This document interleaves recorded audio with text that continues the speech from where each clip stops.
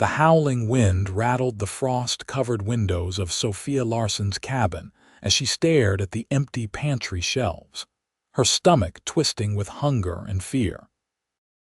It had been 3 days since the last of her food supplies had run out, and nearly 2 weeks since the unexpected blizzard had entombed her modest homestead in 6 feet of snow.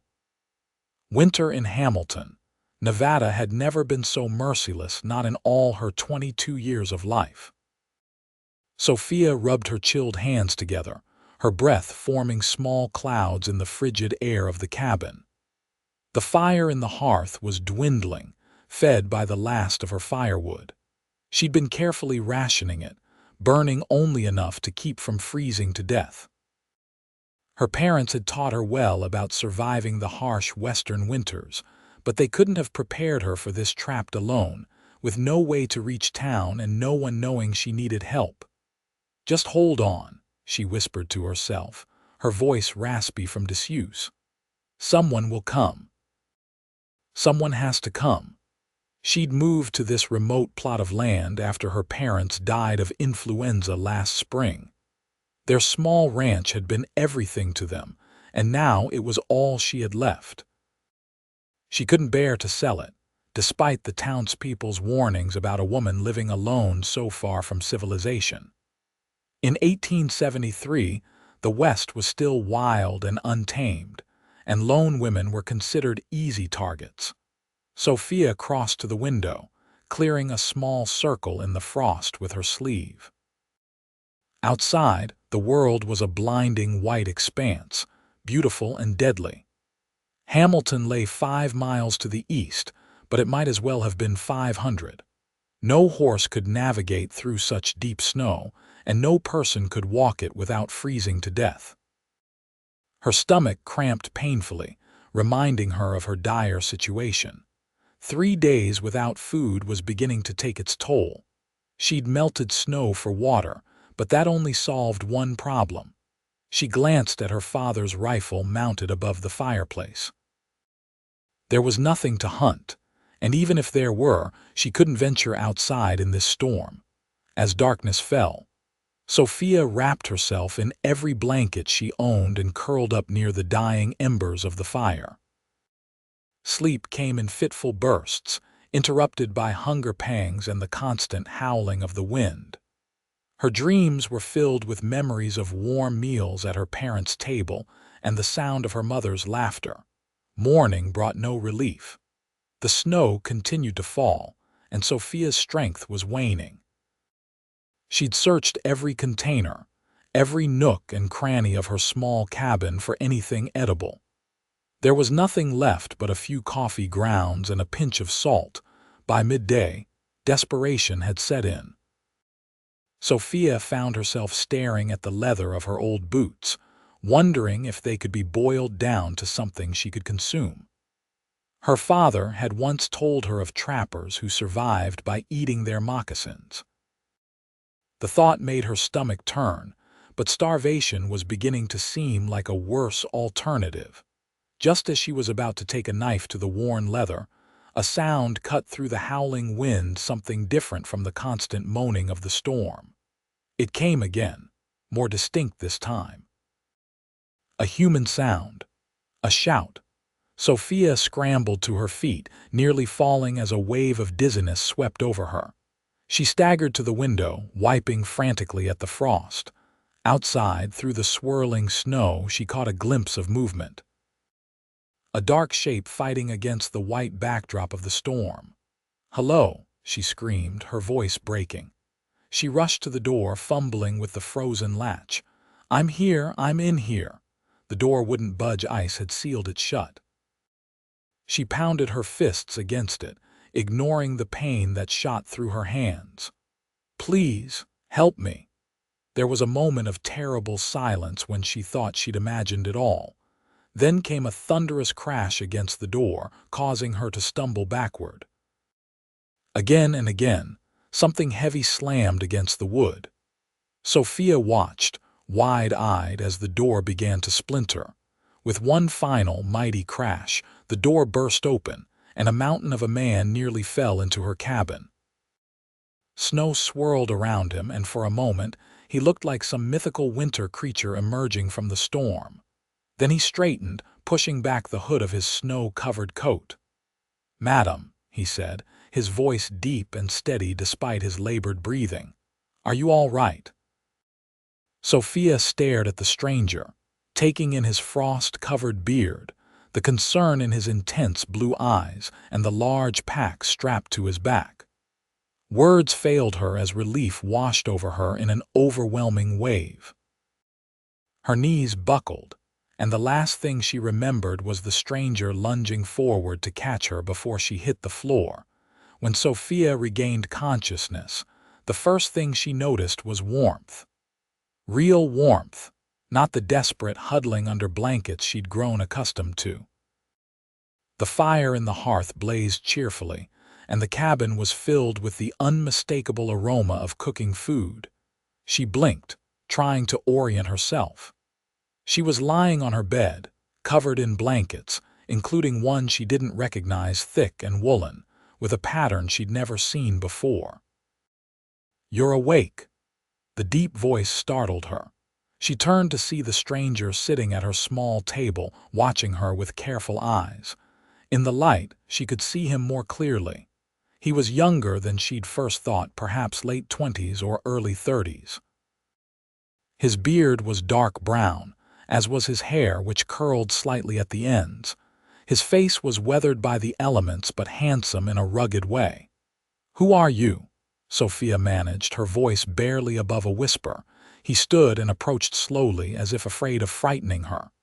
"Name's Ethan James. I was passing through from Carson City when the storm hit. I've been holed up in an abandoned mining shack about 3 miles west of here." He offered her a tin cup of something steaming. "It's broth. Take it slow." Sophia accepted the cup with trembling hands, inhaling the rich, savory scent. "How did you find me?" Ethan sat on the edge of the bed, keeping a respectful distance. "Storm let up a bit this morning. I decided to scout the area, see if there were any homesteads nearby. Spotted your chimney first, barely poking above the snow. Then I saw there was no smoke coming out." He paused, figured that might mean trouble. Sophia took a careful sip of the broth, nearly moaning at the taste. It was simple, just meat and salt, but in that moment it was the most delicious thing she'd ever consumed. "You saved my life, Mr. James. I was out of food, firewood, everything." His eyes softened. "Call me Ethan, please." He gestured to the pot hanging over the fire. "I brought supplies. Not much, but enough to keep us going until this blizzard breaks." "Us?" Sophia echoed, uncertainty creeping into her voice. Ethan's expression grew serious. "Madam, I can't in good conscience leave you here alone, not with the storm still raging. If you'll permit me, I'd like to stay until it's safe for both of us to travel to town." Sophia should have been scandalized by the proposition. A proper lady would never allow an unknown man to stay in her home unchaperoned, but propriety seemed a foolish concern when weighed against survival. "I appreciate that, Mr. Ethan," she said, taking another sip of broth. "I'm Sophia Larson. Pleased to make your acquaintance, Miss Larson, though I wish it were under better circumstances." As she drank the broth, Sophia studied her unexpected guest. He moved with the easy confidence of a man accustomed to handling himself in difficult situations. His clothes were well worn but of good quality, a flannel shirt, sturdy trousers, and leather vest. Not the garb of an outlaw, but definitely that of a man who lived by his own rules. "You're a cowboy?" she asked, noticing the worn spurs on his boots and the distinctive way he walked, slightly bow-legged from years in the saddle. Ethan smiled, the expression transforming his face. "Among other things, I work cattle drives in the summer months, do some hunting and trapping in the winter. Occasional scouting for the army when they need it." He stirred the pot over the fire. "I like to keep moving. And your horse, is it safe?" "Thunder's fine. Got him sheltered in your lean-to with plenty of feed. Sturdy animal got me through the worst of the storm. He ladled some stew into a bowl. Think you're up to something more substantial. Sophia nodded eagerly, setting aside the now empty cup. As Ethan handed her the bowl, their fingers brushed, and she felt an unexpected jolt of awareness. She quickly attributed it to her weakened state and the shock of human contact after so many days alone. "Thank you," she murmured, focusing on the food. As she ate, Ethan busied himself around the cabin, adding wood to the fire, examining her supplies and taking stock of what they had. His movements were efficient, practiced. This was clearly a man who had survived difficult situations before. "Your wood pile was nearly gone," he commented. "I've brought in what I could find buried under the snow around your lean-to. I'll need to chop more tomorrow if the weather permits." Sophia swallowed a spoonful of stew. "It came on so suddenly, the storm. I wasn't prepared." Nobody was. This is the worst winter Nevada's seen in decades, according to the old-timers in Carson City. He paused, seeming to weigh his next words. "If you don't mind me asking, Miss Larson, are you out here alone? No family nearby?" The question stung, reminding Sophia of all she'd lost. "My parents died last spring. Influenza. This was their homestead." She straightened her shoulders, trying to project more strength than she felt. "It's mine now." Ethan nodded, his expression revealing nothing of his thoughts on a woman trying to manage a homestead alone. "I'm sorry for your loss." "Thank you," she replied, relieved that he didn't immediately suggest she should sell the place and move to town, as most men would have. As night fell, Ethan insisted on sleeping on the floor near the fire, giving Sophia privacy in her small, curtained-off sleeping area. Despite her exhaustion, she found it difficult to fall asleep, acutely aware of the stranger's presence just a few feet away. But the steady sound of his breathing eventually lulled her into a deep, dreamless sleep, the first real rest she'd had in days. The next morning, Sophia awoke to the sound of chopping. She dressed quickly and stepped outside to find Ethan surrounded by a growing pile of split firewood. He'd cleared a path from the cabin to the lean-to, and the sky above was a startling blue. The storm had finally broken. He looked up as she approached, wiping sweat from his brow despite the frigid air. "Morning, Miss Larson. How are you feeling?" "Much better, thank you." She wrapped her shawl tighter around her shoulders. "You didn't have to do all this." "Needed to be done," he replied simply, setting another log on the chopping block. "Coffee's hot inside if you want some." "Used mine, hope you don't mind." "Not at all." Sophia hesitated, then added, "I'll fix us some breakfast." Over a simple meal of bacon and coffee, they discussed their situation. Though the storm had passed, the snow was still too deep for safe travel, especially given Sophia's weakened condition. "I reckon we're stuck here for at least a few more days," Ethan said, sipping his coffee. "Once the snow settles and compacts some, we can try making it to town." Sophia nodded, trying to ignore the impropriety of their arrangement. What choice did she have? "I appreciate all your help, Ethan. I don't know how I'll ever repay you." His blue eyes met hers across the table. No need for that. Anyone would have done the same. But they both knew that wasn't true. Not everyone would have ventured out in a deadly blizzard to check on a stranger. Not everyone would have brought supplies and stayed to ensure her survival. As the days passed, they fell into an unexpected routine. Ethan would handle the outdoor tasks, chopping wood, clearing paths through the snow, checking on his horse, and making repairs to the cabin that Sophia hadn't been able to manage on her own. Sophia took care of the cooking and indoor chores, grateful to have regained her strength. They talked during meals and in the evenings by the fire. Sophia learned that Ethan had been raised on a cattle ranch in Texas, had fought briefly for the Confederacy, though he seemed reluctant to discuss it, and had spent the years since the war roaming the Western territories. He'd never stayed in one place for long, never put down roots. In turn, she told him about her parents, about growing up on this homestead, about her dreams of making it prosper despite the challenges she faced as a woman alone. "My father taught me everything he knew," she said one evening, her hands busy with mending while Ethan cleaned his rifle. "How to plant, how to tend livestock, even how to shoot." She smiled at a memory. Mother was scandalized, but father said a woman in the West needed to know how to protect herself. Ethan nodded appreciatively. He was right about that. "I was managing well enough until winter came," she admitted. "I didn't anticipate how difficult it would be to handle everything alone."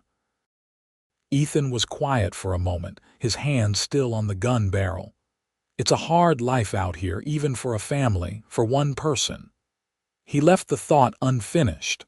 "Are you suggesting I should give up?" Sophia asked, a defensive edge creeping into her voice. "No," he replied, meeting her gaze steadily. "Just stating a fact. But I've seen enough of you these past days to know you're not one to back down from a challenge, Miss Larson." His words warmed her more than they should have. "Thank you for that." She paused, then added, "And please call me Sophia. Miss Larson makes me feel like a school teacher." A smile played at the corners of his mouth. "Sophia, then." The way he said her name sent an unexpected shiver down her spine. On the fourth day after Ethan's arrival, the weather warmed slightly, turning the top layer of snow to slush during daylight hours, though it refroze at night. They both knew the time to travel to town was approaching, and Sophia found herself oddly reluctant to face that reality. "I could use some help with the lean-to roof," Ethan said after breakfast. "Snow's damaged some of the supports. It won't last another heavy snowfall." Sophia nodded, grateful for the distraction from her thoughts. "Of course." They worked together through the morning, Ethan showing her how to properly secure the beams and replace the damaged sections of the roof. Their hands occasionally brushed as they passed tools back and forth, and each time, Sophia felt that same jolt of awareness she'd experienced on the first day. "You're good at this," Ethan commented as she deftly hammered a nail into place. "Most women I know would be afraid to get their hands dirty." Sophia laughed.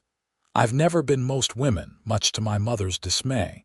She always hoped I'd grow out of my tomboy ways and become a proper lady." "And did you? Become a proper lady, I mean?" She met his gaze, noticing the spark of humor in his eyes.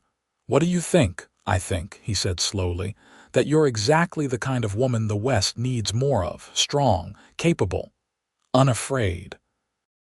The compliment caught her off guard, and she felt a blush rising to her cheeks. Before she could respond, a distant sound caught their attention, the jingle of harness bells and the crunch of snow under horse hooves. They both turned to see a wagon making its slow way toward the cabin, pulled by two sturdy draft horses. Ethan's hand moved instinctively to his hip where his pistol would normally be. "You expecting visitors?" he asked, his voice dropping to a cautious tone. Sophia shook her head. "No, but that looks like Mr. Peterson's wagon from town. He owns the general store." As the wagon drew closer, they could make out two figures on the seat, an older man with a full white beard and a younger man bundled against the cold. "It is Mr. Peterson," Sophia confirmed, relief evident in her voice. "And that's his son, Thomas, with him." They walked out to meet the wagon as it pulled up to the cleared area in front of the cabin. Harold Peterson raised a gloved hand in greeting. "Miss Larson." "Thank the Lord you're all right. We've been worried sick about you in town." His eyes shifted to Ethan, narrowing slightly. "And who might this be?" Sophia quickly made introductions. "Mr. Peterson, this is Ethan James. He found me during the worst of the storm when I was out of supplies. He's been kind enough to help me these past few days." Peterson studied Ethan with the suspicious gaze of a protective father figure, though his expression softened at Sophia's explanation. "Well, then, we owe you our thanks, Mr. James. Miss Larson here is special to all of us in Hamilton." Ethan nodded respectfully. "Just did what needed doing, sir." "We brought supplies," Thomas Peterson said, jumping down from the wagon. He was a few years older than Sophia, with an open, friendly face. "As soon as the snow was passable, Pa insisted we check on all the outlying homesteads. Yours was first on our list, Miss Larson." Sophia felt touched by their concern. "That's very kind of you." "Nonsense," the elder Peterson huffed, climbing down more carefully than his son. "It's what neighbors do. We take care of our own in Hamilton." They all pitched in to unload the wagon, which was filled with sacks of flour, beans, coffee, sugar, salt pork, and even some apples that Peterson proudly explained had been carefully preserved in his root cellar since fall. "This is too much," Sophia protested. "I can't possibly pay for all this right now." Peterson waved off her concern. "You can settle up when spring comes and you bring in your first crops. I'm not worried about it." As they worked, Thomas kept glancing at Ethan with barely concealed curiosity. Finally, he asked, "You passing through these parts, Mr. James, or planning to stay a while?" The question hung in the air, loaded with implications. Ethan's eyes briefly met Sophia's before he answered. "Haven't decided yet. Depends on what opportunities present themselves." Thomas nodded, looking between Ethan and Sophia with newfound understanding. "Well, there's always work for a good hand in these parts. Sheriff might even be looking for a deputy with spring coming. Trouble tends to ride in with the good weather." Once everything was unloaded, Peterson insisted that both Sophia and Ethan return to town with them. "The roads are passable now, but that could change. Best to come back with us where it's safe. You can stay with Mrs. Abernathy at the boarding house, Miss Larson. She's got plenty of room." Sophia felt torn. On one hand, going to town meant safety, people, and proper accommodations. On the other, it meant leaving the homestead vulnerable and ending this strange, intimate time with Ethan. "I don't know," she hedged. "There's so much to do here." "The homestead will keep," Peterson insisted. "Nothing growing in this weather anyway, and if we get another storm like the last one, you could be in real trouble out here, even with supplies." Ethan stepped in. "He's right, Sophia. It would be safer in town until winter breaks." His voice softened. "I can help you get things secured here before we leave." His use of her first name didn't go unnoticed by the Petersons, whose eyebrows rose slightly, but neither commented on it. With reluctance, Sophia agreed. They spent the next hour securing the cabin's shuttering windows, ensuring the chimney was clear, and moving anything valuable to the highest shelves in case of flooding when the snow melted. As Sophia gathered a few personal belongings to take with her, she found herself lingering in the small space, running her fingers over the familiar surfaces of the home she'd grown up in. Ethan appeared in the doorway of her sleeping area, respecting the boundary by not entering. "Everything all right?" he asked quietly. She nodded, not entirely trusting her voice. "Just saying goodbye, I suppose. It feels strange to leave it, even knowing I'll be back." Ethan's expression was understanding. "A home becomes part of you. Leaving is never easy." "Do you have a home somewhere, Ethan? A place that feels like this?" His eyes grew distant. "Not anymore. Not for a long time." The sadness in his voice made her want to reach out to him, but she restrained herself. They were no longer alone in the isolated cabin. The real world, with all its rules and expectations, had intruded on whatever tenuous connection had begun to form between them. The journey to Hamilton was slow but uneventful. Thomas drove the wagon while Peterson rode Sophia's horse, which had survived the storm in the lean-to. Ethan rode his own mount, Thunder, occasionally ranging ahead to check the trail or dropping back to ensure they weren't followed. Old habits, Sophia guessed, from his days as a scout. Hamilton came into view by mid-afternoon, a small but growing settlement nestled in a valley, with about 50 buildings clustered around a main street. To Sophia, who hadn't seen it in nearly 2 months, it looked like a bustling metropolis. Their arrival caused quite a stir. People emerged from shops and homes to greet them, and Sophia found herself the center of attention as word spread that the Larson girl had survived the blizzard alone on her homestead. The true story that she'd been rescued by Ethan somehow got lost in the telling, and she found herself credited with a resourcefulness and resilience she knew she hadn't fully earned. As Peterson had suggested, Sophia was welcomed warmly by Mrs. Abernathy, a plump widow who ran the town's only boarding house. Ethan secured a room at the hotel down the street, a somewhat rougher establishment that catered mostly to transient workers and the occasional traveler. "Will I see you tomorrow?" Sophia asked as they parted outside the boarding house, aware of the curious eyes watching them from windows and doorways. Ethan tipped his hat. "Count on it, Miss Larson," he replied formally, conscious of their audience, but his eyes conveyed a different message, warmer, more personal. That night, in her small but comfortable room at Mrs. Abernathy's, Sophia lay awake listening to the unfamiliar sounds of town, occasional laughter from the saloon down the street, the watchman's call marking the hour, dogs barking at unseen disturbances. It was safer here, more comfortable, yet she found herself missing the quiet of her cabin and, more surprisingly, Ethan's reassuring presence nearby. Morning brought a flurry of visitors to the boarding house. It seemed every woman in Hamilton had an excuse to call on Mrs. Abernathy, though their real purpose was clearly to satisfy their curiosity about Sophia and the mysterious stranger who had appeared with her. "Such a handsome man," Mrs. Reynolds, the banker's wife, commented as she stirred her tea. "And quite the heroic tale, rescuing you like that. Is he planning to stay in Hamilton long?" "I couldn't say," Sophia replied, uncomfortable with the probing questions. "Mr. James tends to follow work where it leads him."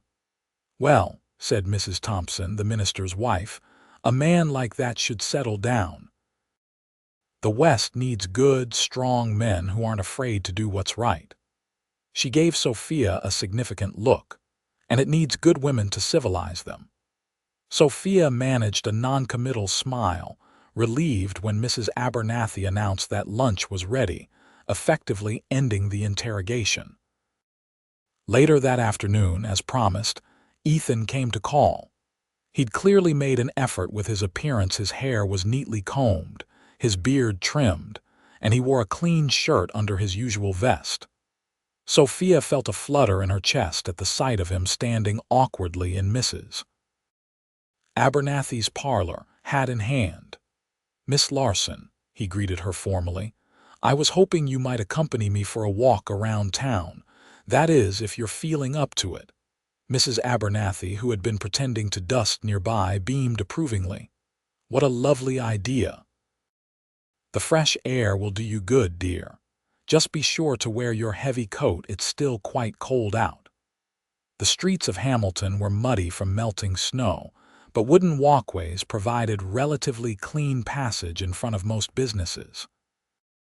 Ethan offered Sophia his arm, which she accepted, feeling strangely shy after the easy companionship they'd established at the cabin. "You look well," he commented as they strolled past the general store, where Mr. Peterson waved at them through the window. "Town life seems to agree with you." Sophia laughed softly. "I've been smothered with attention since arriving. I think the entire female population of Hamilton has found an excuse to visit Mrs. Abernathy today. Curious about the hermit from the hills," he teased. "Curious about you, actually." She glanced up at him. You've become something of a local hero, the mysterious cowboy who braved the blizzard to save the Larson girl. A faint flush colored his cheeks. That's not how it happened. You were doing fine on your own until the food ran out, and anyone would have helped if they'd known. But they didn't know, and you did help. She squeezed his arm gently. I haven't properly thanked you for that. His eyes softened as he looked down at her. You don't owe me thanks, Sophia. I'm just glad I was there. They continued their walk, stopping occasionally to greet townspeople or look at shop displays. Ethan seemed to take a particular interest in the town itself, the layout, the businesses, the people. He asked questions about Hamilton's history and prospects, about the surrounding ranches and farms. You sound like a man considering putting down roots, Sophia observed as they paused outside the blacksmith shop. Ethan watched the smith at work for a moment before responding. Maybe I am. Been moving a long time. Gets tiring after a while. Her heart quickened at his words. What would make you stay somewhere? What would it take? His eyes met hers, intense and searching. The right opportunity, the right reasons. The moment stretched between them, heavy with unspoken possibilities. Then the blacksmith called out a greeting, breaking the spell. As they walked back toward the boarding house, Sophia made a decision. There's a social at the church this Saturday. Nothing fancy, just food and music, a chance for people to gather after being cooped up all winter. She took a breath. Would you like to come? With me, I mean. Ethan looked surprised, then pleased. I'd be honored, Sophia. Though I should warn you I'm not much for dancing, she smiled. Neither am I. We can be awkward together. The days leading up to the social passed quickly. Sophia spent time with various townswomen who had taken it upon themselves to look after her while she was in town. She helped at the general store to begin paying off her debt to Peterson, assisted with preparations for the social, and visited the doctor to ensure her brief period of starvation hadn't caused any lasting damage. Ethan, meanwhile, seemed to be making his own connections in Hamilton. She spotted him in conversation with the sheriff one day, saw him helping the blacksmith with a difficult job on another. He joined a poker game at the saloon one evening, but, as she heard from Mrs. Abernathy's gossip network, drank only moderately and left before things got rowdy. The night of the social arrived clear and cold, with stars scattered like diamonds across the Nevada sky. Mrs. Abernathy had insisted on helping Sophia prepare, lending her a pretty blue woolen dress that complemented her eyes and arranging her chestnut hair in a style more sophisticated than Sophia would have managed on her own. There, the older woman said, stepping back to admire her handiwork. You look lovely, dear. That Mr. James won't know what hit him, Sophia blushed. We're just friends, Mrs. Abernathy. The widow gave her a knowing smile. Of course you are, dear, for now. Ethan arrived precisely at the agreed time, looking handsome in a dark suit that must have been recently purchased or borrowed. His eyes widened appreciatively at the sight of Sophia. You look beautiful, he said simply. Thank you. She took in his appearance with equal appreciation. You clean up rather well yourself, Cowboy. The church had been transformed for the evening's festivities. Pews had been pushed to the walls, lanterns hung from every available hook, and tables laden with food lined one side of the room. A small group of musicians, a fiddler, a guitarist, and a man with a harmonica were setting up in one corner. Their entrance together caused a ripple of interest among the already gathered townspeople. Sophia felt the weight of curious eyes, but found she didn't mind as much as she might have expected. There was something affirming about being seen with Ethan, about the way he held himself beside her, protective but not possessive, attentive without being overbearing. The evening progressed pleasantly. They ate beef stew and fresh bread, sampled apple pies and cookies, and talked with various townspeople who came to introduce themselves to Ethan and check on Sophia's welfare. When the music started, they watched from the sidelines as others took to the makeshift dance floor. "Not going to ask me to dance?" Sophia teased after they'd observed several lively numbers. Ethan looked down at her with a half smile. "Thought I warned you about my dancing." "You did." "I'm just wondering if it's really that bad or if you're just making excuses," he chuckled. "Only one way to find out, I suppose." As if on cue, the musicians struck up a slower tune, a waltz that allowed for more deliberate movement. Ethan offered his hand. "Miss Larson, may I have this dance?" Sophia placed her hand in his. "You may, Mr. James." He led her onto the floor and positioned his hand respectfully at her waist, maintaining a proper distance between them as they began to move to the music. Despite his warnings, Ethan danced well enough, a bit stiff perhaps, but with a natural grace that came from his athletic build and confidence. "You lied," Sophia accused lightly as they turned. "You danced just fine." "Never said I couldn't dance," he corrected. "Just said I wasn't much for it." "There's a difference." As the music continued, they gradually moved closer together, the proper distance between them shrinking with each turn around the floor. Sophia could feel the warmth of his hand through her dress, could catch the clean, masculine scent of his soap and leather, and something uniquely Ethan. "People are watching us," she murmured, noticing the interested glances from those around them. "Let them watch," he replied, his voice low near her ear. "I'm only seeing you right now." The intensity in his eyes made her breath catch. For a moment it felt as if they were alone in the room, moving together in perfect harmony to the sweet, melancholy notes of the fiddle. When the music ended, they remained standing close together for a heartbeat longer than propriety dictated. Then Ethan stepped back, clearing his throat. "Thank you for the dance, Miss Larson." Before she could respond, Thomas Peterson approached them, smiling broadly. "Miss Larson, mind if I steal the next dance?" Ethan immediately stepped aside, his expression carefully neutral. "Of course. I should check on the punch anyway."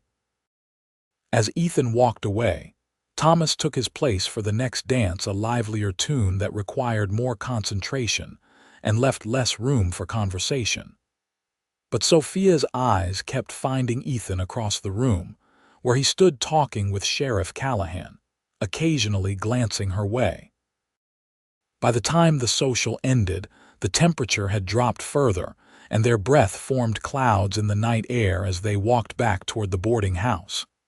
Ethan had insisted on escorting her, though it was only a short distance.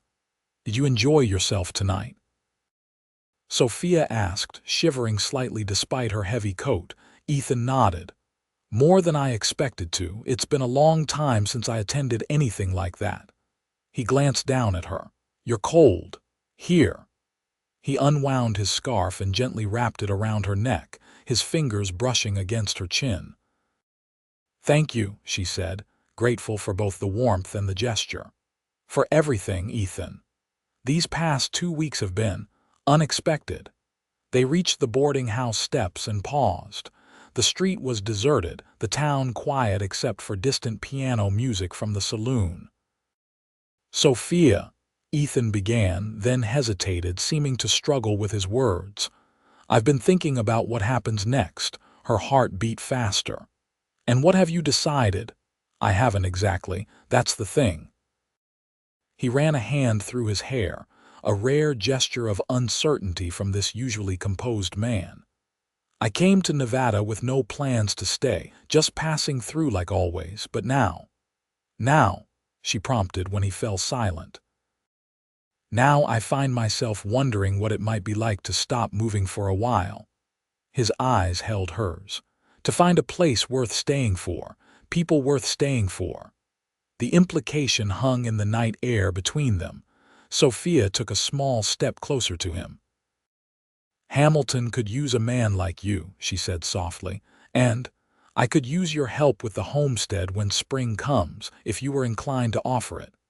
A slow smile spread across his face. Is that right? It is. There's more work than one person can handle, and I've seen how capable you are. Is that the only reason you'd want me to stay, Sophia? Because I'm useful around a homestead, she gathered her courage. No, that's not the only reason. Ethan moved closer, closing the distance between them. His hand came up to cup her cheek, his touch gentle but sure.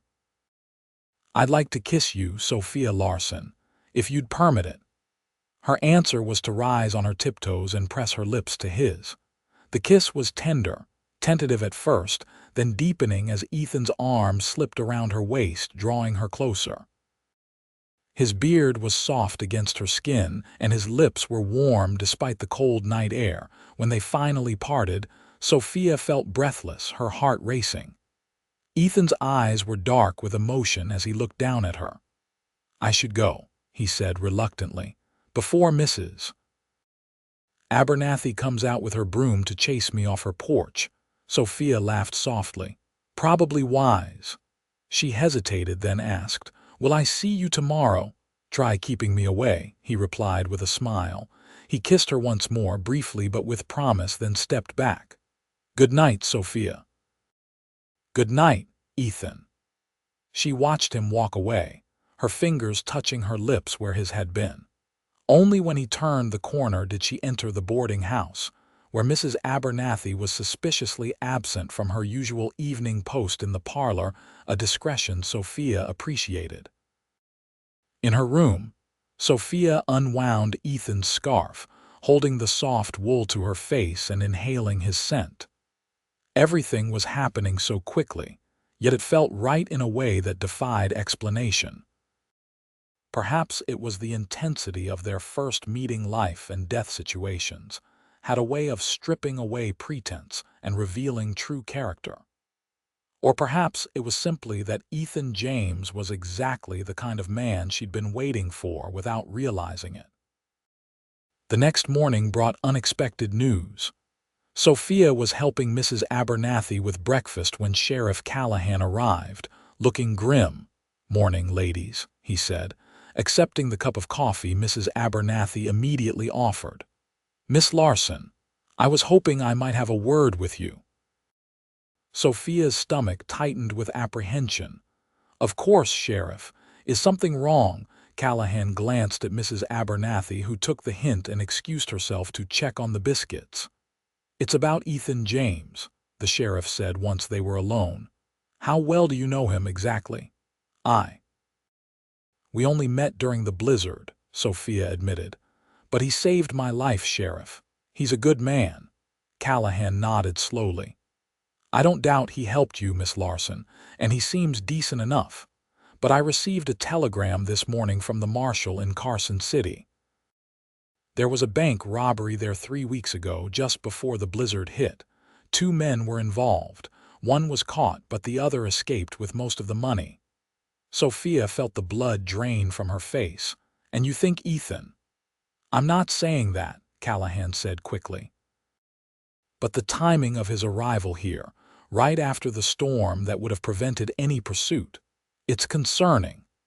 The marshal's description is pretty general: tall, dark-haired man with a beard.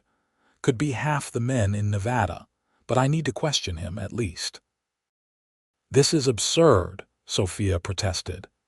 Ethan was trapped in an abandoned mining shack during the worst of the storm. That's where he was coming from when he found me. Did he show you this shack? Did anyone else see him there? She fell silent, realizing how little she actually knew about Ethan's movements before he appeared at her cabin. I'm heading over to the hotel now to speak with him, Callahan said, rising. I just wanted to give you a warning, out of respect for what you've been through. I know you two have become close. After the sheriff left, Sophia sat in stunned silence until Mrs. Abernathy returned, her expression concerned. What was that about, dear? You look like you've seen a ghost. Sophia shared what Callahan had told her, her mind racing with conflicting thoughts. Could Ethan really be a bank robber? Had she been so desperate, so lonely, that she'd been willing to see only what she wanted to see in him? Now, don't you go jumping to conclusions, Mrs. Abernathy cautioned. Sheriff Callahan is just doing his job, checking things out. Doesn't mean your Mr. James is guilty of anything. He's not my Mr. James, Sophia corrected automatically, though the words felt hollow even to her own ears. Unable to settle to any task, Sophia finally decided to go to the hotel herself. She needed to see Ethan, to look into his eyes when she asked him about the robbery. She would know the truth when she saw it, she was sure of that much. The hotel lobby was surprisingly busy when she arrived. A group of men were gathered near the desk, talking in low, urgent tones. She recognized several of them: the blacksmith, Mr. Peterson, a few ranchers from outside town. "Miss Larson," Peterson called when he spotted her. "Did you hear what happened?" Sophia approached the group cautiously. "About the bank robbery in Carson City?" "Yes, Sheriff Callahan told me." Peterson shook his head. "No, not that. About James. He's gone." "Gone?" Sophia repeated, not comprehending. "What do you mean, gone?" "Checked out of the hotel at dawn," the clerk supplied. "Paid his bill in full, saddled up his horse and rode out. Nobody knows where he went." Sophia felt as if the floor had dropped out from under her. "That's not possible. He wouldn't just leave, not without saying goodbye, not after last night, not after that kiss." The men exchanged uncomfortable glances. "Sheriff thinks the telegram might have spooked him," one of the ranchers said gruffly. "Carson City marshal's on his way here. Should arrive tomorrow or the next day, depending on the roads." "This is all a misunderstanding," Sophia insisted, though doubt had begun to creep in. "Ethan wouldn't rob a bank, and he certainly wouldn't just run off without explanation." But even as she said it, she remembered his own words. "I like to keep moving." Wasn't that what drifters did? What men with something to hide did? Sheriff Callahan entered the hotel, his expression grave. He beckoned to Sophia. "Miss Larson, could I speak with you privately?" In a quiet corner of the lobby, Callahan showed her a poster, a wanted notice for the Carson City bank robbery. The description was indeed general, but one detail caught her eye. The robber had reportedly worn distinctive spurs with star-shaped rolls, spurs like Ethan's. "I'm not saying it's definitely him," Callahan said gently, "but his sudden departure doesn't look good." Sophia swallowed hard. "May I go now, Sheriff? I'm not feeling well." Back at the boarding house, she shut herself in her room, ignoring Mrs. Abernathy's concerned queries through the door. She lay on the bed, staring at the ceiling, trying to reconcile the Ethan she thought she knew with a man who would rob a bank and then flee at the first sign of discovery. It didn't make sense. The man who had braved a blizzard to help a stranger, who had worked tirelessly to ensure her survival, who had looked at her with such tenderness the night before, how could that man be a criminal? A soft knock at her window startled her. She sat up, heart racing, to see Ethan's face peering through the glass. For a moment, she thought she was hallucinating. Then he gestured urgently for her to open the window. Shock gave way to anger as she crossed the room. She unlocked the window and pushed it up. "What are you doing here?" she hissed. "The entire town is looking for you, I know," he replied, his voice low. "I need to talk to you, Sophia, not here. Can you meet me at your homestead tonight?" "My homestead? Are you crazy? That's 5 miles away. I've arranged for a horse from the livery. It will be tied behind the church at sunset. Please, Sophia. I can explain everything, but not here, not now." She stared at him, torn between the desire to trust him and the fear that she was being used. "Why should I believe anything you say? You left without a word this morning." Pain flashed in his eyes. "Because what we shared in that cabin was real. What happened between us last night was real. I swear it, Sophia." He glanced over his shoulder nervously. "I have to go. Please come. If you don't, I'll understand, but at least give me a chance to explain." Before she could respond, he disappeared from the window. Sophia stood there for a long moment, her thoughts in turmoil. The sensible thing would be to tell Sheriff Callahan about Ethan's visit. The safe thing would be to stay right where she was, but her heart urged otherwise. As sunset approached, Sophia made her excuses to Mrs. Abernathy a headache, a desire to retire early. In her room, she changed into practical clothing, stuffed pillows under her blankets in a poor but possibly effective imitation of a sleeping form, and slipped out her window as darkness fell. The horse was exactly where Ethan had said it would be, a steady bay mare, already saddled and waiting.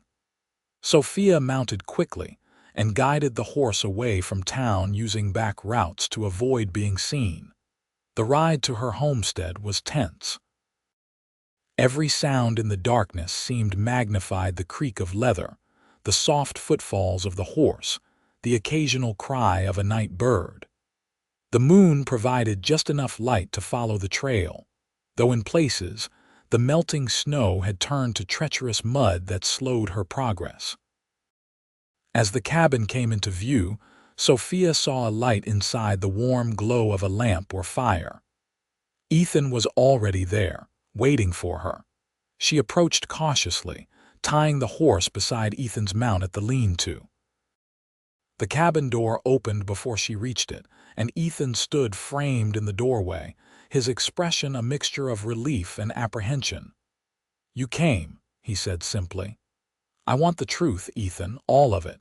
He nodded, stepping aside to let her enter. The cabin was warm. He'd built a fire in the hearth, and somehow it felt like returning home after a long absence, despite having been gone only a week. Ethan gestured for her to sit, but Sophia remained standing, keeping distance between them. He sighed, running a hand through his hair. "I didn't rob that bank in Carson City," he began, "but I know who did, and I was there when it happened." Sophia's breath caught. "Go on." "My brother, Daniel, my younger brother." Pain flashed across Ethan's face. "He's always been wild, always in trouble. After the war, it got worse. Drinking, gambling, running with a rough crowd." He paced the small room. "I've been trying to find him for months, to talk some sense into him. I tracked him to Carson City after hearing rumors he was planning something big." "The bank robbery," Sophia said softly. Ethan nodded. "I arrived too late to stop it. Got there just as it was happening. Saw Daniel and his partner running out with the money. I went after them, but in the confusion, someone mistook me for one of the robbers." He touched his side unconsciously. "I took a bullet. Not serious, but enough to slow me down. I lost Daniel in the hills outside town, and with the storm coming, I took shelter in that mining shack." "And then you found me," Sophia finished. "Yes.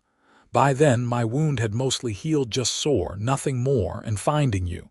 It changed things, Sophia." His eyes met hers, earnest and intense.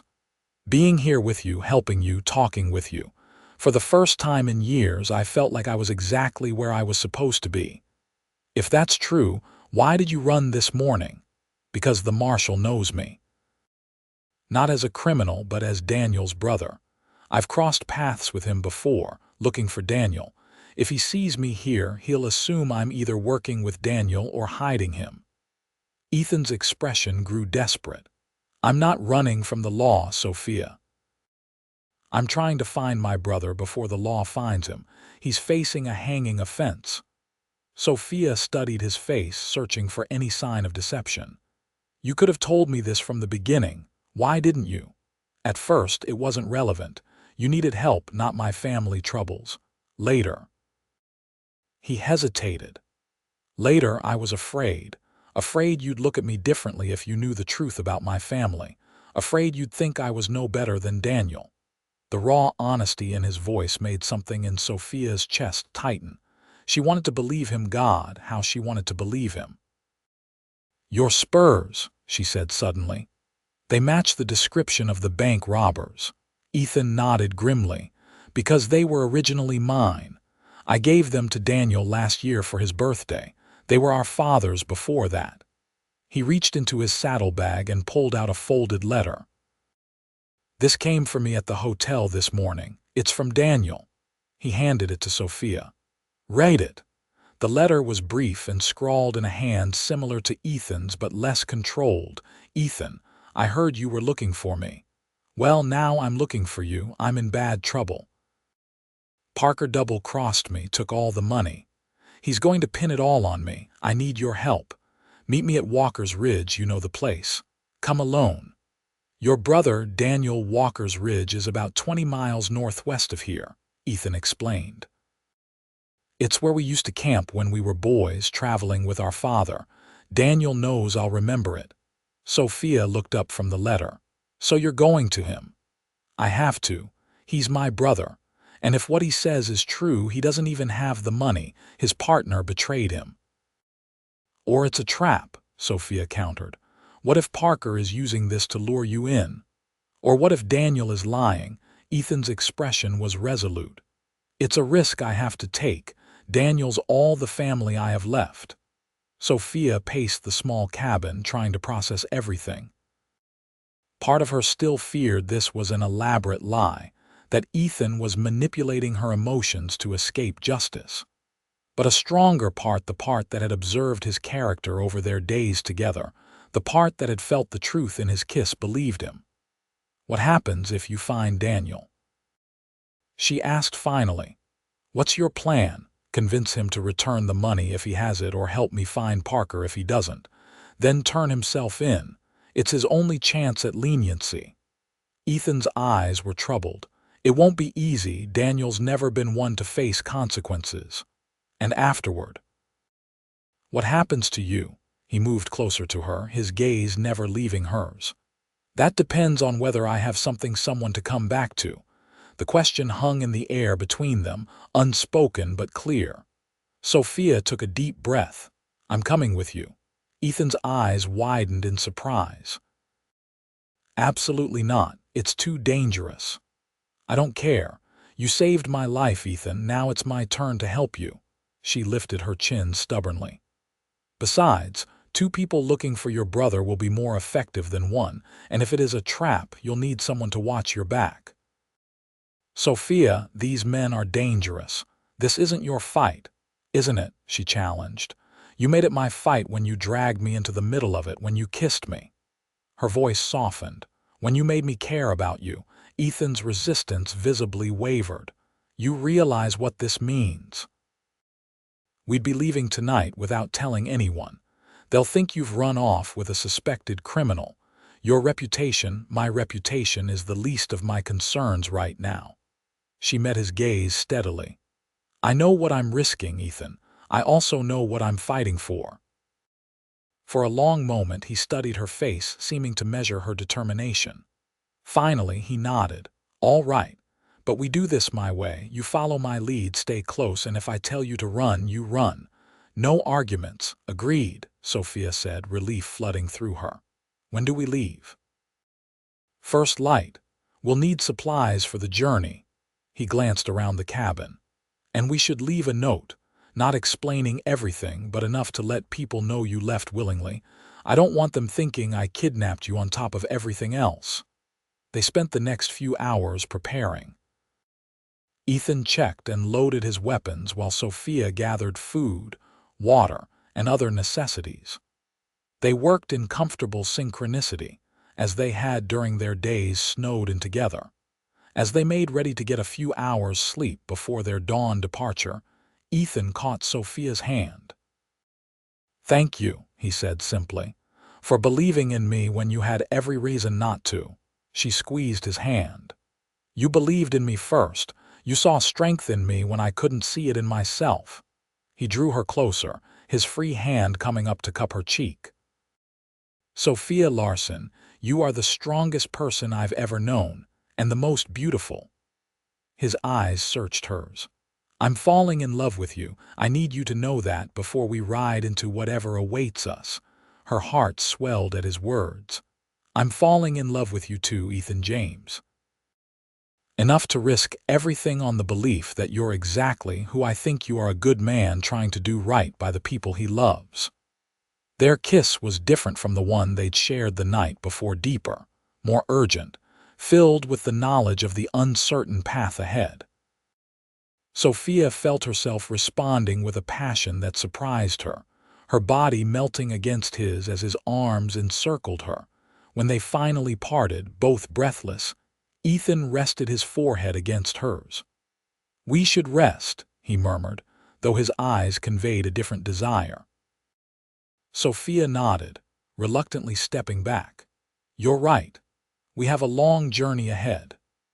They slept in separate areas of the cabin, maintaining a propriety that seemed almost absurd given the impropriety of what they were about to do: flee town together, unmarried, in search of a wanted criminal.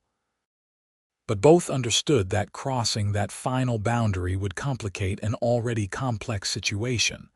Dawn broke clear and cold. They rose, shared a simple breakfast, and packed their supplies onto the horses. Sophia left a brief note for whoever might come looking. "I have gone with Ethan willingly. He is not what they think. Please trust that I know what I'm doing. I will return when I can and explain everything."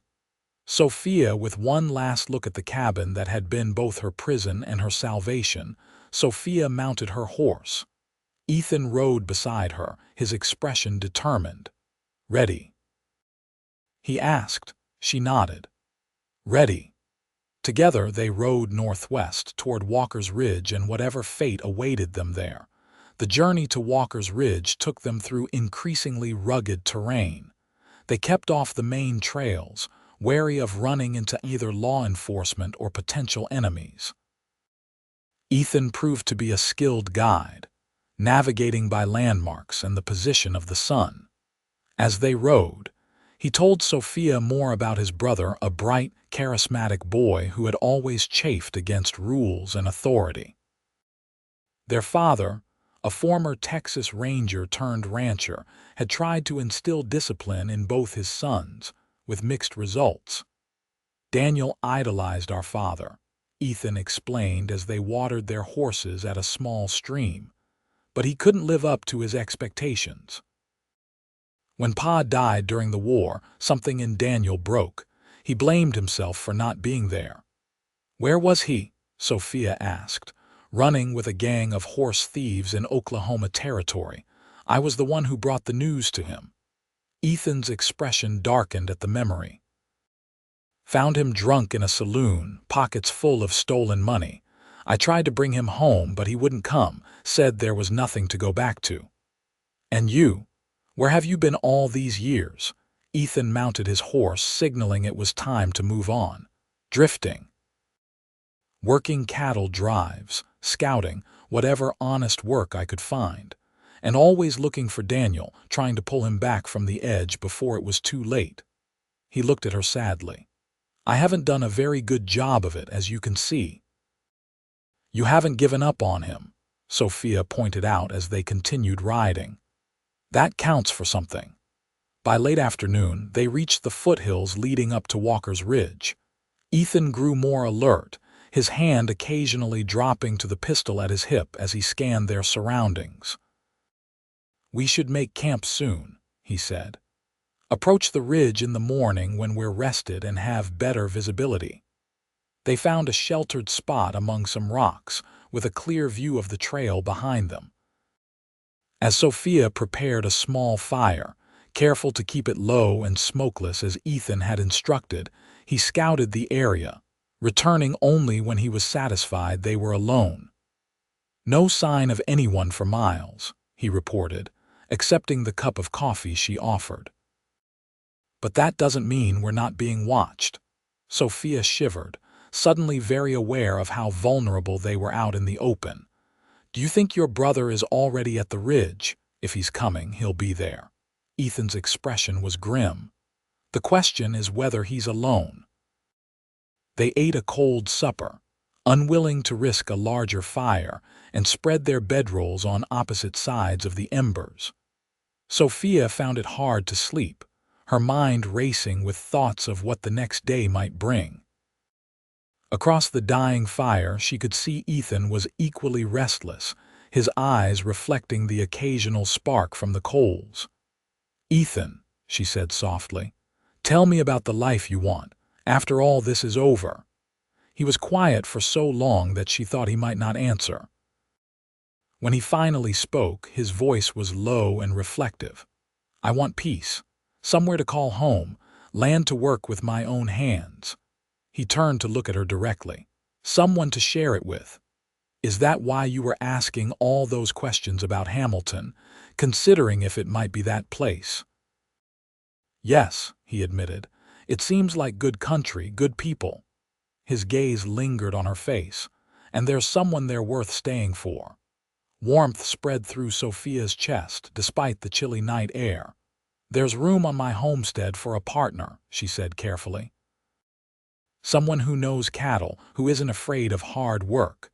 Someone who could help me build something lasting." The smile that spread across Ethan's face was genuine and full of hope. "Is that a proposal, Sophia Larson?" she laughed softly. "Let's get your brother sorted out first. Then we can discuss terms." Morning brought thin sunshine and a sense of purpose. They broke camp efficiently, leaving no trace of their presence, and continued toward Walker's Ridge. The terrain grew steeper, the pine forests thicker. By mid-morning, Ethan held up a hand, signaling Sophia to stop. "We're close," he said quietly. "From here, we go on foot. Leave the horses tied here." They secured the animals in a small clearing with access to grass and water, then proceeded cautiously on foot. Ethan moved with the silent grace of a man accustomed to tracking and being tracked. Sophia followed as quietly as she could, grateful for the soft pine needles underfoot that muffled her steps. After nearly an hour of careful progress, they reached the edge of a natural clearing. A small cabin stood at the far side, smoke rising lazily from its chimney. "Daniel's here," Ethan murmured. "That's our old hunting cabin. Pa built it with us when we were boys." Sophia peered through the trees. "I don't see anyone outside." "No, but they'll have seen us coming, or heard us at least." Ethan's expression was tense. "Stay here, keep low, keep hidden." "I'm going to approach openly." "Ethan, no, this is how it has to be, Sophia. Daniel won't show himself if he thinks I've brought company." He touched her cheek gently. "If anything happens to me, get back to the horses and ride for Hamilton. Don't look back." Before she could protest further, he pressed a quick kiss to her lips and stepped into the clearing, hands held slightly away from his sides to show he wasn't reaching for his weapon. "Daniel," he called. "It's Ethan. I'm alone." For a long moment, nothing happened. The cabin remained still and silent. Then, slowly, the door creaked open. A man stepped out, rifle in hand but pointed at the ground. Even at this distance, the family resemblance was clear: the same tall build, the same dark hair, though Daniel's was longer and more unkempt. His face was leaner than Ethan's, his beard more ragged, but they shared the same strong jawline and broad shoulders. "Took you long enough," Daniel called, his voice carrying clearly across the clearing. "Had some complications," Ethan replied, continuing to walk slowly toward the cabin. "Your letter found me in Hamilton. Law's looking for you, little brother." "Hard," Daniel snorted. "Tell me something I don't know." As Ethan drew closer, Sophia could see the tension in his stance, the careful way he assessed his brother and the surroundings. He was halfway across the clearing when movement caught her eye, a flash of something to the left of the cabin. A reflection, perhaps, or the shifting of a shadow. Someone else was there. Sophia's heart raced as she tried to get a better view without revealing her position. There at the corner of the cabin, a man crouched, a rifle raised and aimed directly at Ethan's back. Without thinking, Sophia grabbed a rock and hurled it as hard as she could toward the hidden gunman. It crashed through the branches near him, startling him. His shot went wide, the crack of the rifle echoing across the clearing. "Ethan, behind the cabin," Sophia shouted, abandoning her cover. Everything happened at once. Ethan dove to the ground, drawing his pistol as he rolled. Daniel spun toward the sound of the shot, his own rifle coming up. The hidden gunman fired again, missing Ethan but splintering wood on the cabin wall near Daniel. "Parker, you double-crossing snake," Daniel roared, returning fire. Sophia ran toward Ethan, who had taken cover behind a fallen log. He looked up in shock as she slid in beside him. "I told you to stay hidden and let you get shot in the back." "Not likely." She ducked as another bullet whizzed overhead. Daniel had disappeared inside the cabin. From somewhere to their left, the unseen Parker continued firing, his shots keeping them pinned down. "We need to get to the cabin," Ethan said grimly. "Daniel's our only ally here, whether he knows it or not." "I'll draw his fire," Sophia said. "You make for the cabin." "Absolutely not. You're the better shot. You need a clear line to take him down." She met his gaze steadily. "Trust me, Ethan." After a moment of internal struggle, he nodded. "On my mark. Run to that boulder over there, then stop. Don't go further unless I tell you to." She nodded, gathering herself for the sprint. Ethan counted down with his fingers. 3, 2, 1. Sophia burst from cover, running in a zigzag pattern toward the boulder he'd indicated. As expected, Parker's attention and gunfire followed her. From the corner of her eye, she saw Ethan rise and fire 3 rapid shots toward Parker's position, then sprint for the cabin. She reached the boulder and pressed herself against it, breathing hard. Across the clearing, Ethan made it to the cabin's porch just as Daniel flung the door open to provide covering fire. "The woman!" Daniel yelled. "Get the woman!" Ethan turned, signaling frantically for Sophia to stay put. But another shot from Parker's rifle sent splinters flying from her boulder, too close for comfort. She had to move. Taking a deep breath, Sophia ran again, this time straight for the cabin. Bullets kicked up dirt at her heels, but she kept moving, focused only on the doorway where Ethan stood, arm outstretched toward her. She was almost there when pain exploded in her left arm. The impact spun her around, nearly knocking her off her feet. Ethan's shout seemed to come from very far away. Then his arms were around her, dragging her the last few feet to safety as Daniel fired repeatedly to cover them. Inside the cabin, Ethan lowered her gently to the floor. "Sophia, how bad is it?" She looked down at her arm, surprised to see blood soaking through her sleeve. "I'm hit," she said, the reality of it only now sinking in. "But I don't think it's serious." Ethan quickly tore away her sleeve to examine the wound. "Bullet grazed you. Deep, but it went straight through the muscle." He ripped a strip from his own shirt and bound it tightly around her arm. "Hold that there. Press hard." "Who the hell is she?" Daniel demanded, still watching out the window for movement from Parker. "Sophia Larson, my—" Ethan hesitated, glancing at her. "My future wife, God willing." Despite the pain and danger, Sophia felt a surge of warmth at his words. "Pleased to meet you, Daniel, though I wish it were under better circumstances." Daniel stared at her as if she'd grown a second head. "You brought a woman into this. Have you lost your mind, Ethan?" She insisted on coming. "Saved my life out there in case you didn't notice." Ethan checked her bandage, then moved to the window opposite Daniel's. "Where's Parker?" "Woods to the east. He's been waiting for me to leave so he can pick me off." Daniel's expression was a mixture of anger and fear. "He took all the money, Ethan. Every last dollar. Said we'd split it after things cooled down, but he never intended to share." "And you believed him?" Ethan's voice was hard. "After he shot that bank guard, after he double-crossed his last 2 partners, Daniel had the grace to look ashamed." "I was desperate, needed the money to pay off some debts, bad debts." "So you robbed a bank. Brilliant solution." Ethan shook his head in disgust. "Did it occur to you that you might hang for this, that an innocent man died?" I didn't shoot anyone. That was all Parker. I swear it, Ethan. I was just the lookout. Daniel's eyes darted nervously between his brother and the window. You gotta believe me. Before Ethan could respond, a voice called from outside. James, I know you're in there, both of you. Send out the girl and we can talk this through like men. Ethan's expression darkened. Not happening, Parker, he shouted back. You're outgunned and outnumbered. Throw down your weapons and we can all walk out of here alive. A harsh laugh was the only response, followed by another shot that splintered the window frame inches from Ethan's head. He's working his way around to the back, Daniel warned, trying to get a better angle.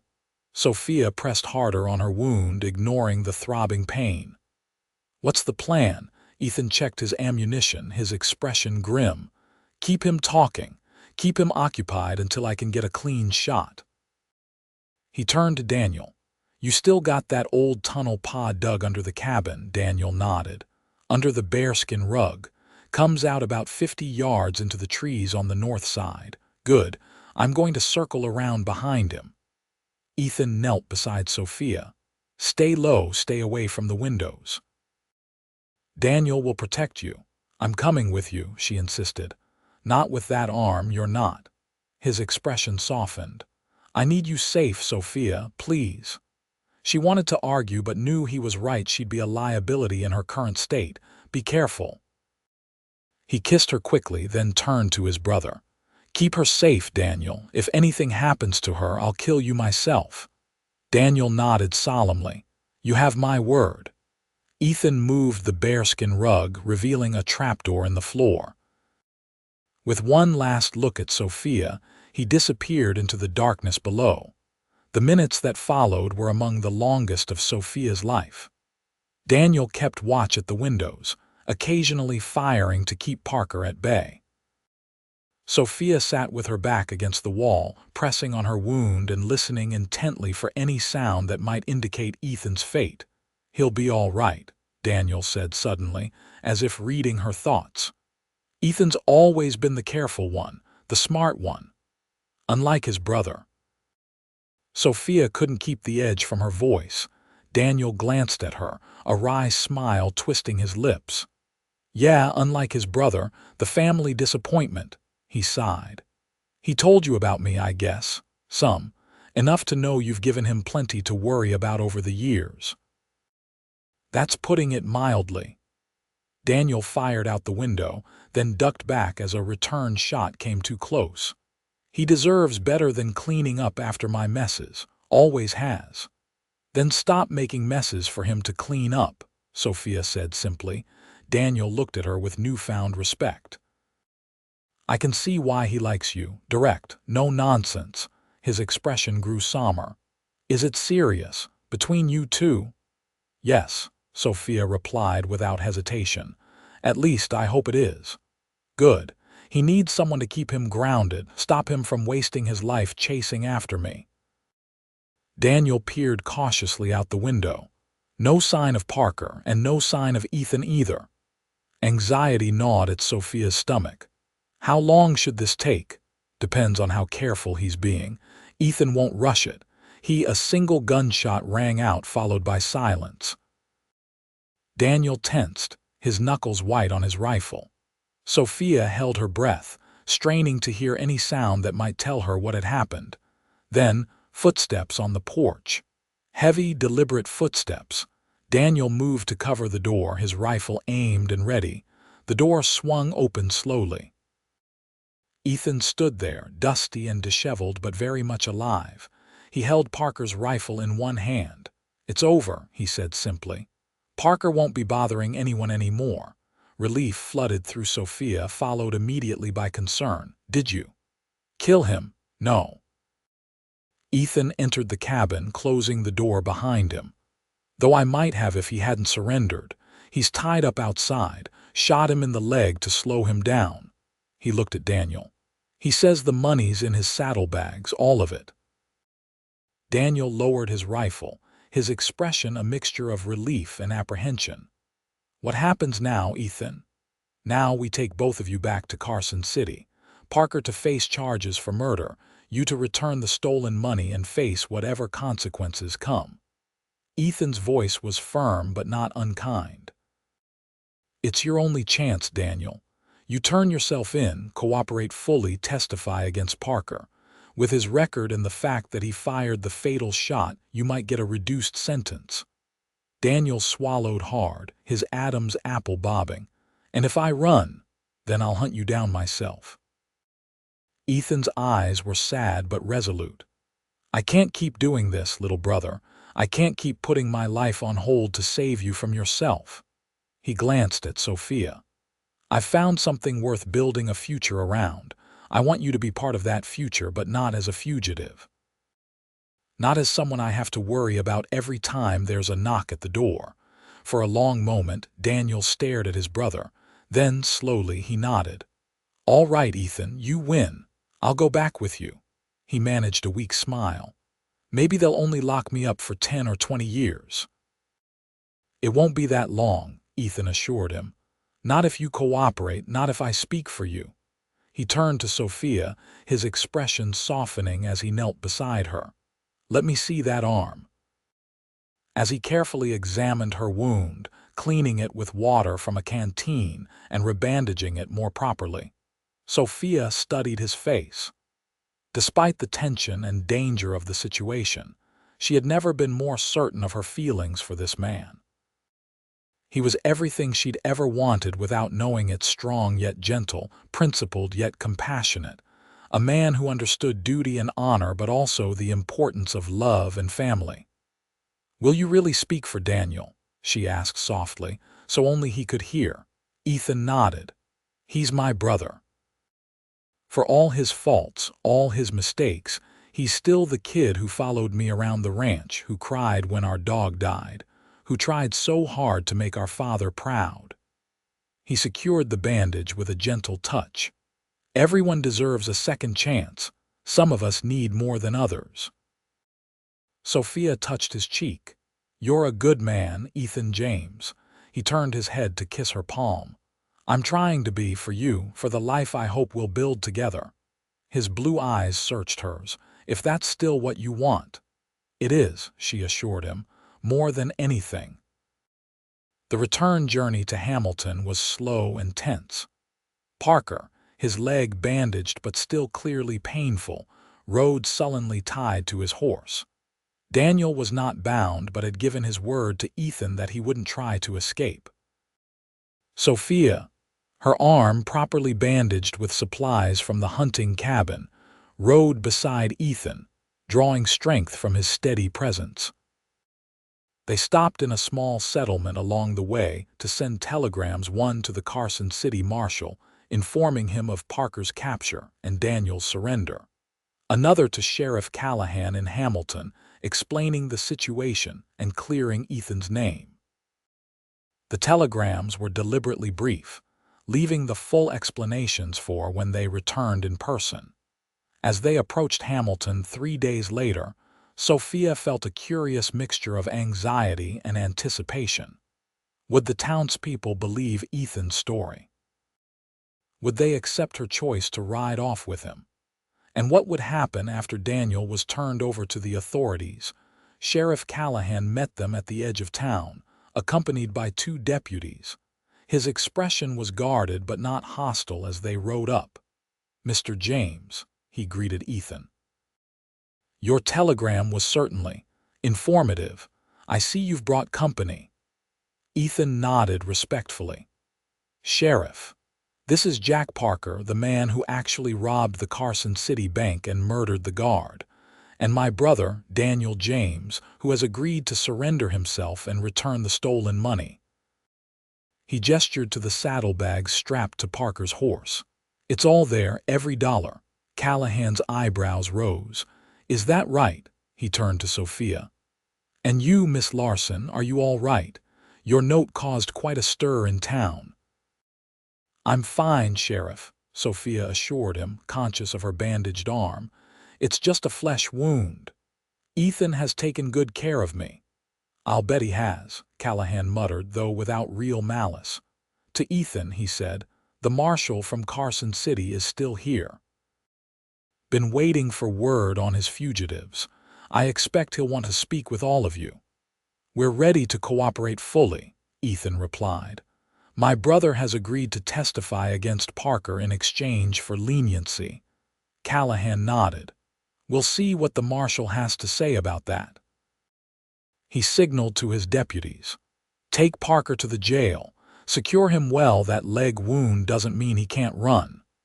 To Daniel, he said, you'll be locked up separately until the marshal sorts this out. As the deputies led the prisoners away, Callahan turned back to Ethan and Sophia.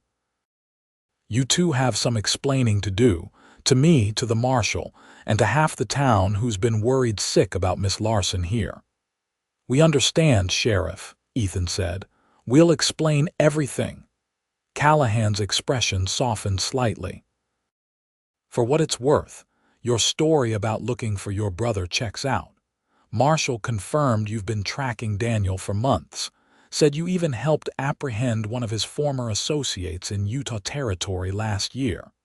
Relief washed over Ethan's face. Thank you for telling me that, Sheriff.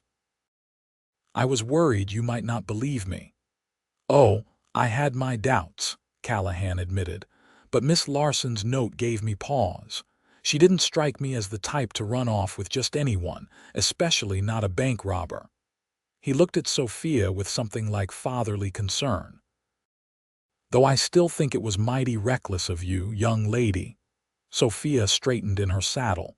It was necessary, Sheriff, and I'd do it again. Callahan shook his head, but there was a hint of admiration in his eyes. Stubborn as your father was. He'd be proud of that spirit, though maybe not of your methods. He gestured toward town. Come on. Mrs. Abernathy's been beside herself with worry.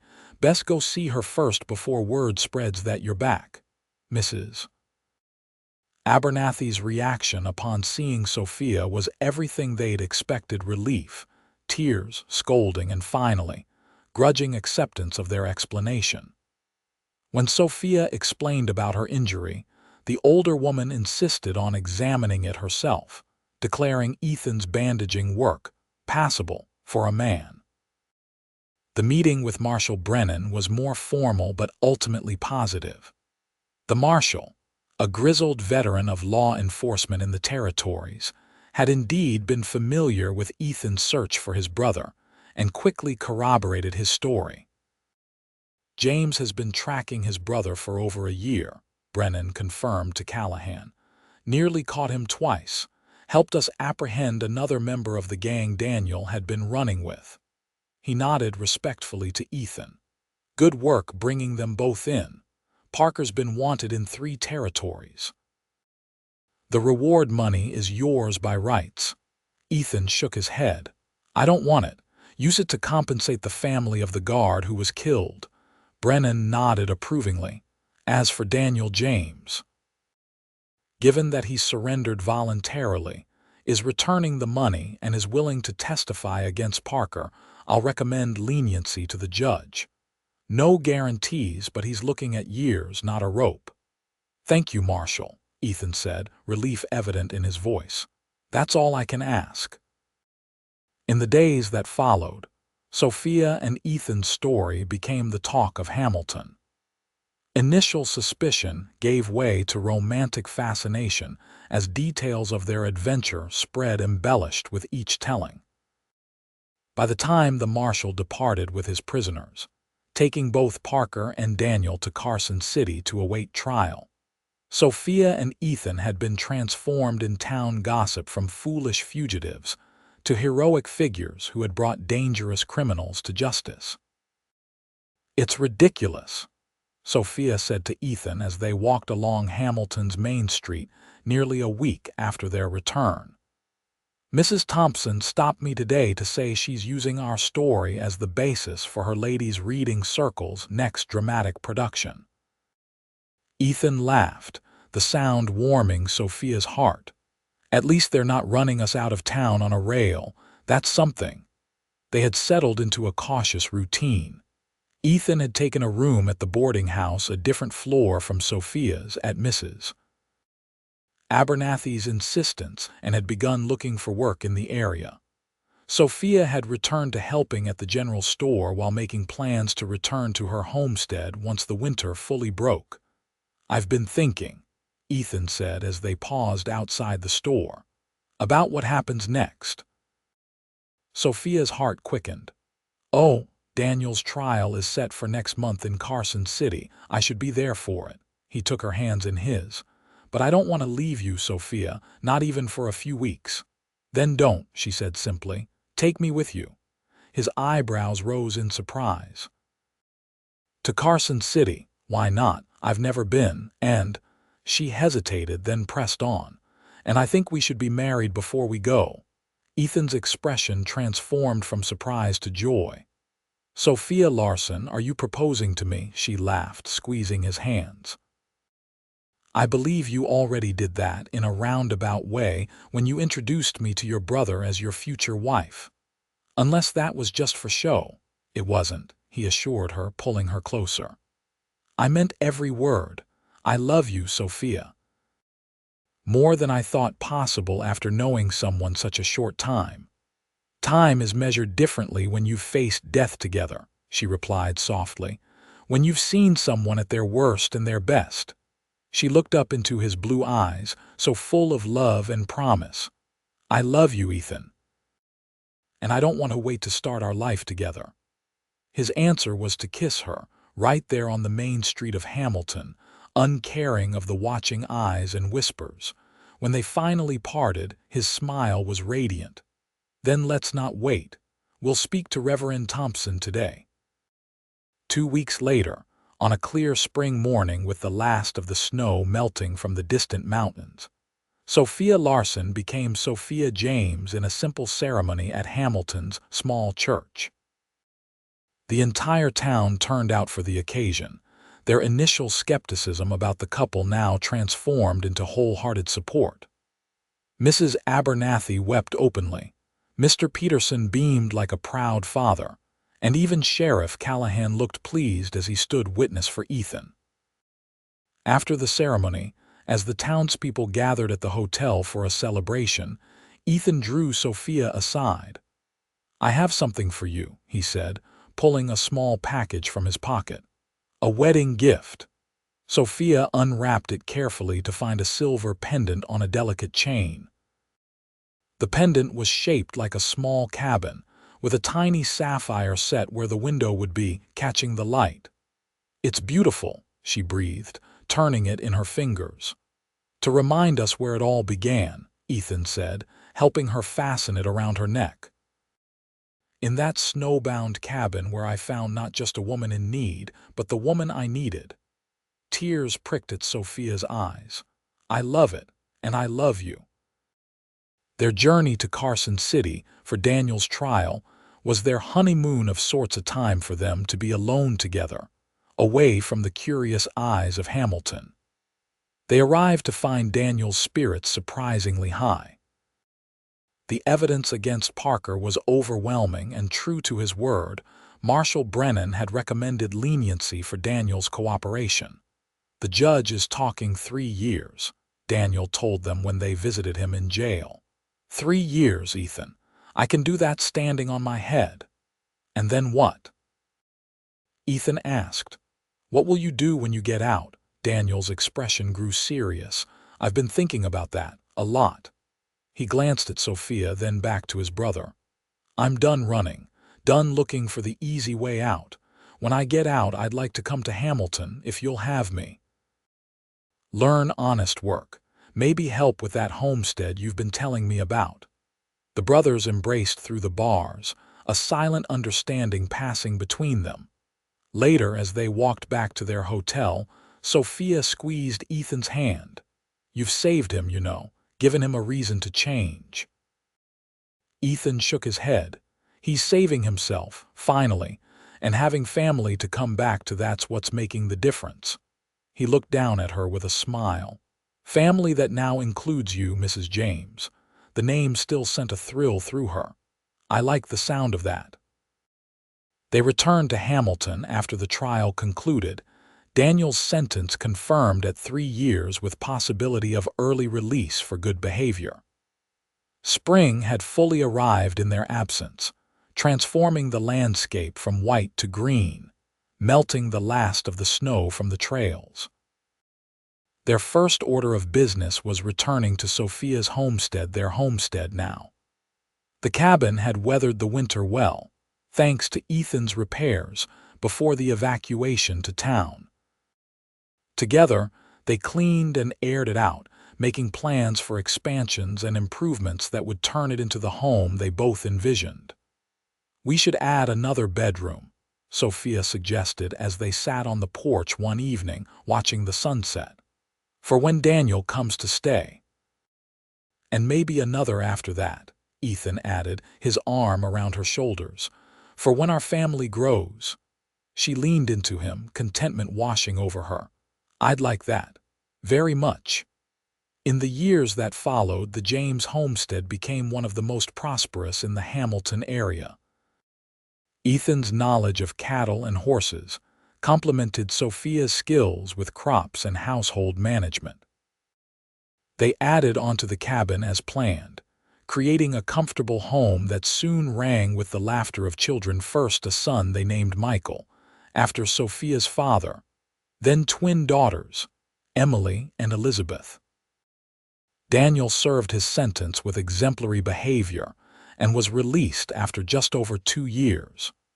True to his word, he came to Hamilton, where he worked first as a hand on neighboring ranches, then alongside his brother on the expanding James property. The wild streak never entirely left him, but it was tempered now, channeled into productive energy rather than destructive impulses.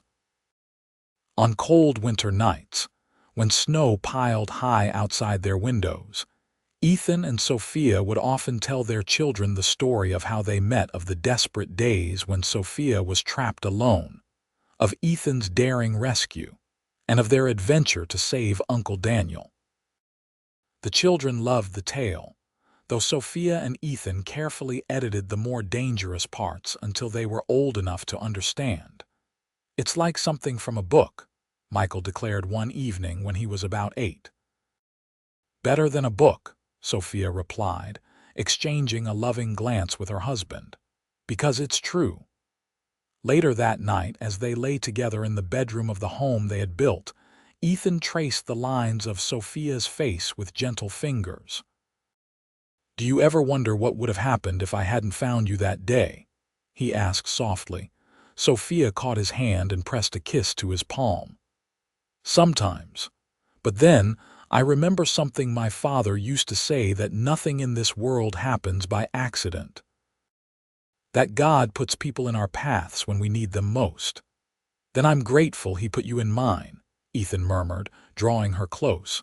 "My strong, beautiful wife who saved me as surely as I saved her."